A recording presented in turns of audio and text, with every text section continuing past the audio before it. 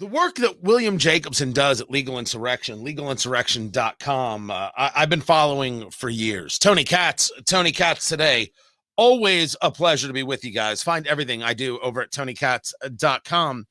And I follow it because there's a level of intellectualism that's happening that's worthwhile. There's also stories covered there that don't get covered anywhere else. They simply do not.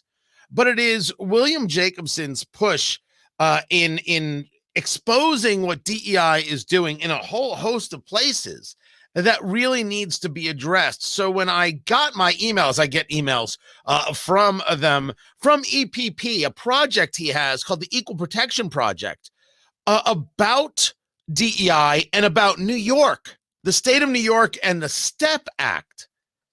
I knew that this was a subject that wasn't getting enough play and needs to get more play. William Jacobson joins me right now. You know him from legalinsurrection.com, Cornell law professor. His work also includes the equalprotect.org, the Equal Protect Project. I should be clear, sir, that this has gotten some play. A series of websites have discussed this as this lawsuit has just broken. You're suing the state of New York, I believe, with the Pacific Legal Foundation. Talk to me about the basis of this lawsuit. Yes, we're challenging what's called the STEP Act in New York, Science Technology Entry Program. It's actually a very good program. It serves each year about 11,000 7th to 12th graders to introduce them to science and technology. They take classes, or not really classes, but courses, programs at up to 56 colleges and universities in New York State. So the state pays the colleges to do programming for 7th to 12th graders to introduce them into science and technology. So far, so good. The problem with the program, which has actually been around for almost 40 years, is that it discriminates in its eligibility requirements on the basis of race. Right in the regulations for the statute passed by the Department of Education, if you are Black, Hispanic, or Native American, you are automatically eligible to apply. Remember, we're talking about high school and middle school students here. Automatically eligible. If you are not one of those categories, meaning you're Asian or you're white, or maybe there's some other category, you have to show economic hardship, which is a very high hurdle to get over. You basically have to show that your family lives at the poverty level. So if you're from a middle-class Asian family or an upper middle-class white family, you actually cannot even apply for this program. And that's discriminatory. We believe it's illegal. And on behalf of an Asian parent, Asian American parent, and 3 Asian American civic groups in New York State, we have filed a federal lawsuit in the Northern District of New York, challenging not the whole program, but challenging the discriminatory provisions of the program. Right. So it's fascinating how this often happens, right? The program itself you look at and you're like, that has a value. If we're talking about encouraging math, that's great, especially in a society as we've seen, and you've discussed many times, sir, that you'll see groups like in California and other school districts do away with advanced math, do away with gifted and talented programs because it makes the other students feel bad, which is, of course, its own level of discrimination.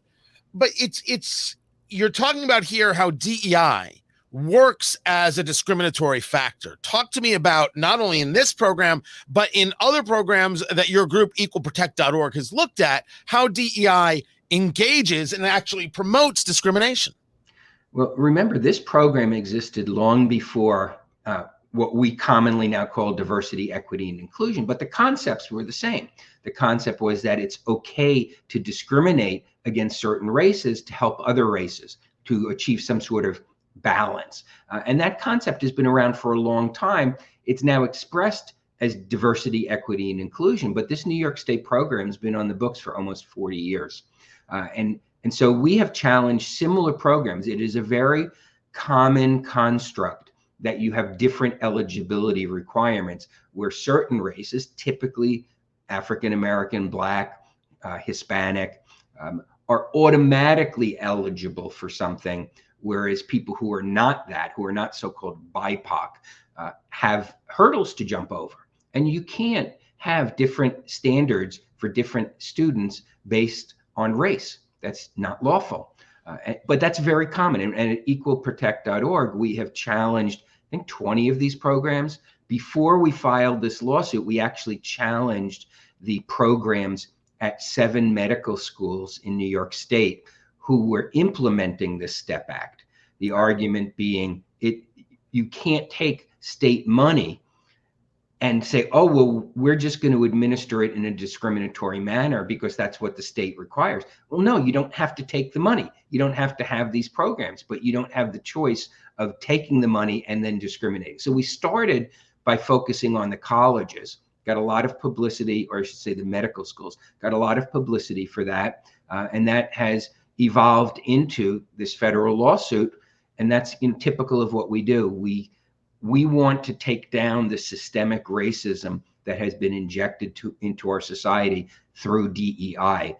And that's what our goal is. And if we are successful here, and I think we should be, we will have impacted tens of thousands of students in New York State and 56 colleges and universities who will no longer be able to discriminate. What's fascinating, I think, for a lot of people, talking to William Jacobson, Cornell law professor, the mind behind legalinsurrection.com and equalprotect.org, be sure to check it out and be a supporter, is that very often we see this bigotry, and I of course agree that DEI is bigotry in its foundational methodology, but people often view it as a black-white construct. But yet so many of these occasions involve Asian parents and Asian students. You talk about how Harvard doesn't allow admissions and basically states, we have enough of your kind. We want another kind. And so that this was Asian parents sue New York State over discriminatory student programs with help, of course, from your equal protection project, equalprotect.org. Does this ever connect with people in oh, wait a second, this isn't what we're told it is. This is something far more detrimental and my word, devious? Well, one of the things that really jumps out at me in looking at these programs, and not just this program, programs at many colleges and universities, is these are entities that have enormous bureaucracies devoted supposedly to preventing discrimination on the basis of race. Yet they have programs that openly do that, and nobody says a word. How is it that nobody at the New York State Department of Education said, hey, maybe we shouldn't be doing this. Maybe we need to change the program? How is it that nobody at any of these 56 colleges and universities says, hey, we got this money, but it's going to require us to discriminate on the basis of race. And we have all these rules and these policies that say we shouldn't be doing it. But nobody apparently speaks up. This sort of thing has become normalized in our society. It's become worse with the advent of DEI and critical race theory, but it's been around for a while that certain types of discrimination have become normalized. And it's not the discrimination we hear about. It's not white supremacy. These are programs that discriminate against people on the basis of race who frequently are Asian and frequently are white. And I think as a society, we have to say enough already. And I think New York State Department of Education needs to do its own internal investigation as to how nobody ever spoke up about this. Or maybe they did. And that would in some ways be worse if someone spoke up internally and it was chosen to be ignored.